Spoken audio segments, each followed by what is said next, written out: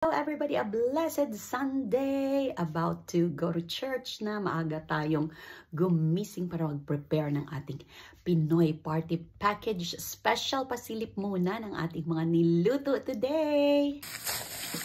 Magawa tayo ng embutido. Embutido especial. Ayan, ready to wrap na siya. I-roll lang natin ng ganon. Yan. Alright, pag gano'n na, ready na siyang i-wrap, no? Balutin lang ng foil. Ganyan. This one ready to steam na 50 minutes to 1 hour. Dahil ito ay mga matambok na mga embutido. So, 1 oras nating steam. Yan. Look at that. Ating embutido especial. Yan, firm siya. So, na-slice na natin ang mga embutido. Pag meron kayong scallions o dahon ng sibuyas, maganda ito sprinkle nyo para maganda ang itsura ng serving. Preparing our sweet style Pinoy.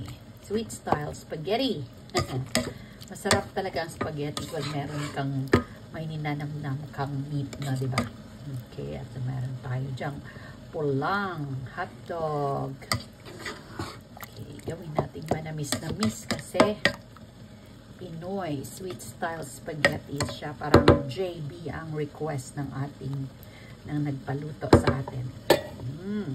Ang ating Pinoy style spaghetti.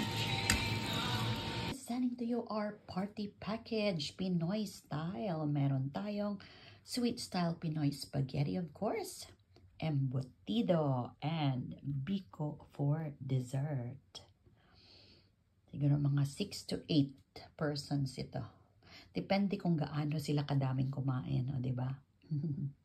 Thank you, Lord. Sana magustuhan ng ating customer today. Salamat sa iyong patuloy na panunood at wishing you all a fruitful week ahead of you here in Sweden 1 week before the autumn break.